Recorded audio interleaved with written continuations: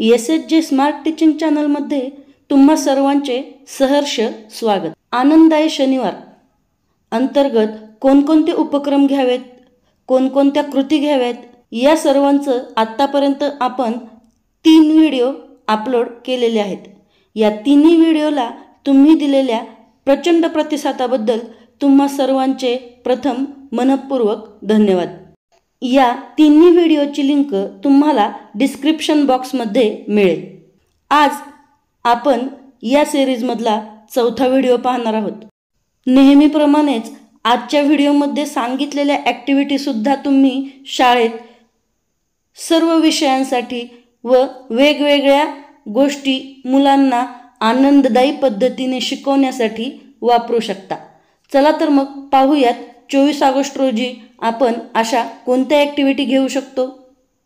आजची आपली पहिली ॲक्टिव्हिटी आहे फन ॲक्टिव्हिटी।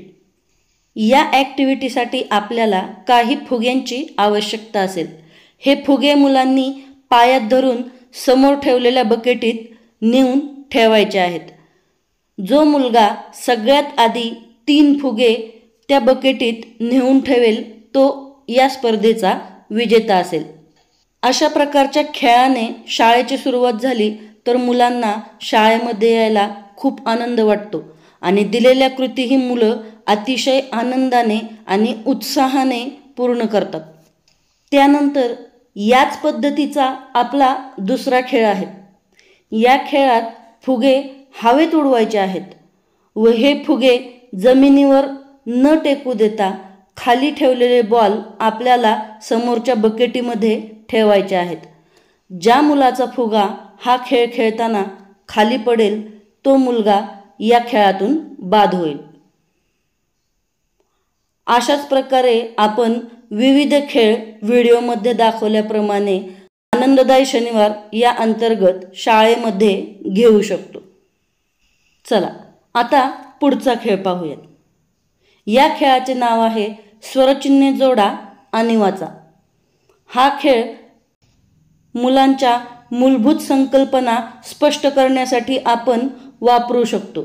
इयत्ता पहिली तसेच वर्गातील आणि शाळेतील अप्रगत मुलांसाठी सुद्धा हा खेळ आपल्याला वापरता येतो। यामुळे मुलांच्या ज्ञानात भर तर पडतेच, पण मुलं आनंददायी पद्धतीने खूप उत्तम प्रकारे शिकतात। हाच खेळ आपण गणित विषयासाठी सुद्धा घेऊ शकतो। 4 दशक असलेल्या संख्या, 5 दशक असलेल्या संख्या फळ्यावर लिहून त्या मुलांना आपण वाचायला लावू शकतो। अगदी याच पद्धतीने आपण मोठ्या वर्गांसाठी सुद्धा हा खेळ घेऊ शकतो। आजचा आपला पुढचा खेळ आहे रॅपिड फायर राऊंड।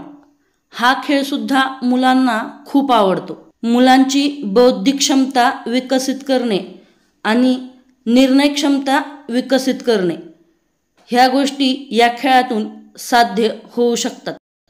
या खेळातून मुले जलद गतीने विचार करायला शिकतात।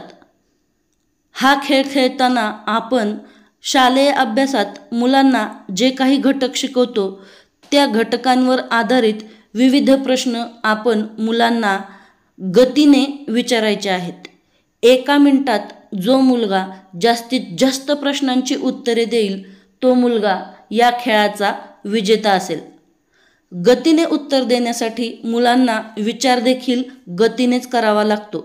या खेळामध्ये आपण मुलांना शब्द वाचायला लावणे, गणितामधले बेरीज आणि वजाबाकी, गुणाकार, भागाकार अशा क्रिया विचारणे, इंग्रजीचे शब्द वाचायला लावणे, एखाद्या दिलेल्या शब्दावर मुलांना स्वतःचे मत प्रगट करायला लावणे, असे विविध खेळ रॅपिड फायर राऊंडमध्ये आपण घेऊ शकतो। याशिवाय मुलांच्या सर्जनशीलतेला वाव देण्यासाठी आपण मुलांना काही छापील चित्र देऊन ती चित्र मुलांना रंगवण्यासाठी सुद्धा या शनिवारी सांगू शकतो। मुलं अगदी कल्पकतेने आणि तन्मयतेने ती चित्र रंगवून पूर्ण करतात आणि आनंददायी शनिवार हा आपला हेतू अशा प्रकारच्या उपक्रमांमधून सहज साध्य होऊ शकतो। कसे वाटले हे उपक्रम हे कमेंटमध्ये नक्की सांगा. पुन्हा भेटूया एका नवीन व्हिडिओसह. तोपर्यंत धन्यवाद.